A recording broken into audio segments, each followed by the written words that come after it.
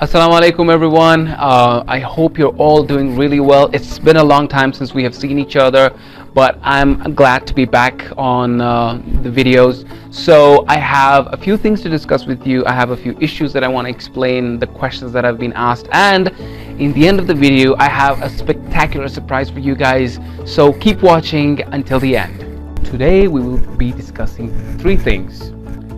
First of all, what is TOEFL? Second, how to register for this particular exam, and third, where do we give the exam and how the exam is taken.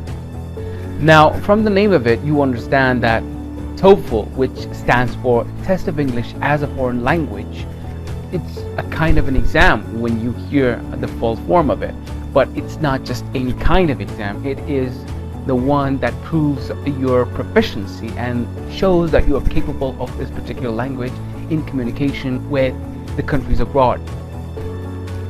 So before we barge into understanding of ways of giving an exam, we must register ourselves for the particular exam, and it is done by, first of all, you have to download the ETS application on your Play Store or your App Store if you're using an iOS. So when you do that, secondly, you have to create an account, and you've created an account now, and then you need to schedule a test and choose a date that you want to give the exam on that date, and you have to purchase that date with $230. Now remember, this registration that you're doing in your mobile application or on the website, it will show you the options available on how the exam is taken or what do you do in order to give the exam. So the mobile application will show you a couple of options that I will discuss in brief details.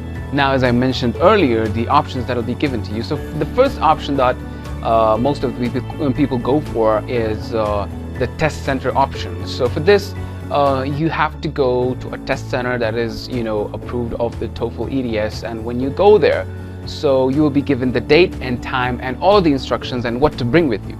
And if you wanted to bring a pen that is a lucky pen to you, you can bring that as well. But apart from that, you are not allowed to bring anything else with you. So, and then you will go to a computer lab maybe, and you will sit in front of a computer, and then your test will start. So don't forget that there is a member of the EDS who will be watching you always. Now, second is the paper-based exam, which is an option that has become really less, and that is only available for certain countries, and that is not available in a worldwide manner. So it is a much shorter exam, and it's compared to the computer-based exam, which you have to give, or internet-based exam. There's a bit of a small difference, which we will discuss in brief in the later videos or the upcoming videos that you will have to watch. And lastly, we have the home edition exam, which you will take the exam at home, and you will be given certain instructions, and you have to follow the rules that will be given to you. And from the rules, I would like to mention one of them is you will have to share the room with the camera. It means that you have to circle around the camera around the room for the person that is watching over you when you're giving the exam, to see if there is no one to bother you. And by bother, you know what I mean, right? And do not forget, as I mentioned earlier in the beginning of my video, there is a spectacular surprise or news for the people of Kandahar. Yes, and it is that the TOEFL Center for people of Kandahar has now reopened officially.